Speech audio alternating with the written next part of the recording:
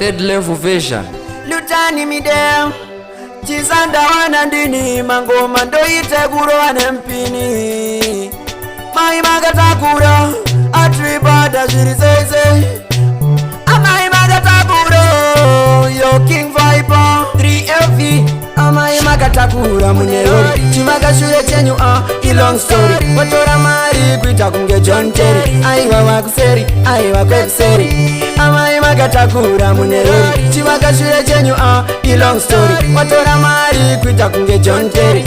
makuseri aiwa kwekuseri mai mwana wakabatana kunge gwere unondidhomodza sendabaiwa nenyere ndofemera kumusana kuita wendere ndotogaya Capital City Zimbabwe imbare mai mwana wakabatana kunge gwere unondidhomodza sendabaiwa nenyere ndofemera kumusana kuita wendere ndototi Capital City Zimbabwe imbare amai makatakura munerori chimakashure chenyu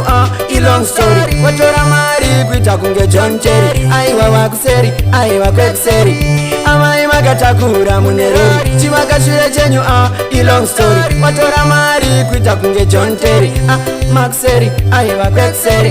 une type yebody language kwatenda unotobhadhara iri luggage uri heavy sesagare makabeji ndoimba newe pakaita sabotage pari pakutamba unosiya Katarina Braz uchifamba unotowaina unokunda kana bhevhiwa muridzo unomisa mufundisi vari pamharidzo tisandawana mai makatakura munerori chimakashure chenyu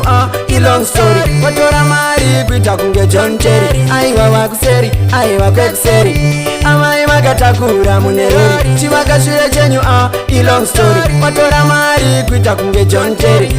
makuseri aiwa kwekuseri mai mwana wakabatana kunge gwere unondidhomodza sendabaiwa nenyere ndofemera kumusana kuita wendere ndotogaya Capital City Zimbabwe imbare mai mwana wakabatana kunge gwere unondidhomodza sendabaiwa nenyere ndofemera kumusana kuita wendere ndototi Capital City Zimbabwe imbare amai makatakura munerori chimakashure chenyu